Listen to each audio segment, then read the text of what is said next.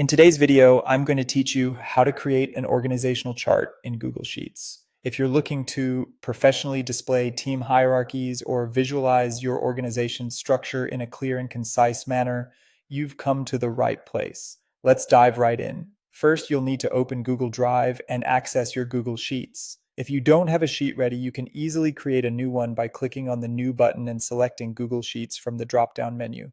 Once your sheet is open, you'll want to start by laying out your data. The fundamental elements of an org chart typically include hierarchical relationships, so ensure your data reflects the structure you wish to represent.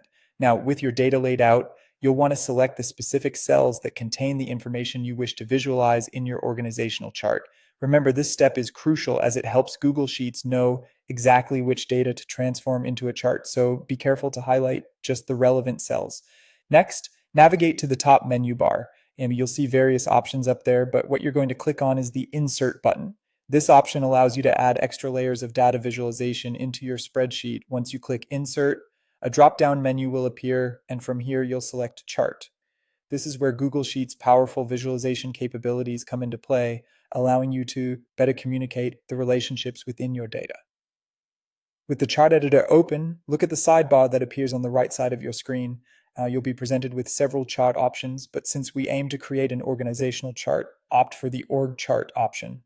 Selecting this will give Google Sheets the cue to transform your spreadsheet data into a neatly structured chart, reflecting the hierarchy and connections outlined in your data. Once you've selected the organizational chart type, you'll see your data rearrange into a visual chart. Now you have the basic organizational structure ready to view. While this default view offers an excellent starting point, don't hesitate to further customize it to suit your needs perfectly.